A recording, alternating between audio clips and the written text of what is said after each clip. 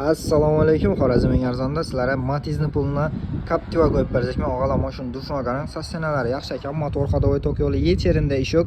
Eshiting, Matiz'ni pulini deyanim, mashinamizning tan narxi 100 milliondan ham past, 90 milliondan ham past, даже 80 milliondan ham past. Og'alar, nima deysizlar? Mashinamizning tan narxini taxminan turasizlar, videoning oxirida aytib o'tamiz. Taxminingizdan xudo xolasa arzon aytamiz. Mashinaning sassenalari yaxshi ekan. Xo'p, mashinani olasizmi, olmaysizmi? Bir hol sana niyat etib like-ni bosib qo'ysangizlar, xudo xolasa eng zo'ridan zo'ri hammamizga nasib etadi. Eng qiziq tarafi bor. Mashinamizga yana dogovor ham beradilar ekan. Asa mashinani obzorini boshladik. Mashinamiz 2008-yilda ishlab chiqarilgan, verberlarida kraska bo'lishi mumkin. O'zlaringiz uchun o'zlaringiz tekshirtirib olasizlar. Mashinamizda 4 dona bu katta balon adashmasam, katta balonlari bor, diskasi bor mashinaning. Endi tashqi ko'rinishi yomon emas. Xo'p, 200 ming probekda turibdi mashinamiz. Ichish holatlari mexanika korobka, bezlyuk mashina.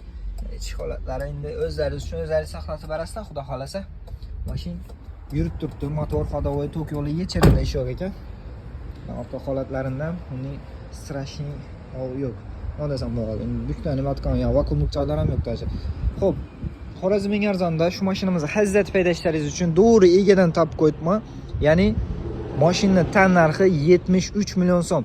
Agarda dogovor olaman deb bergan yurtdoshlarimiz bo'ladigan bo'lsa, ya'ni Nexia'ni puli emas, Matiz'ni puli bo'lib turibdi. Bu даже 60 million so'mlari 18-yil, 17-yil Matiz'larni aytib o'tiribdilar.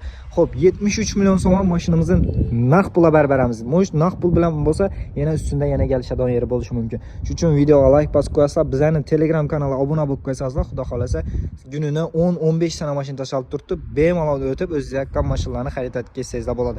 Egasining nomerini ham Telegram kanalidan bilib olasiz.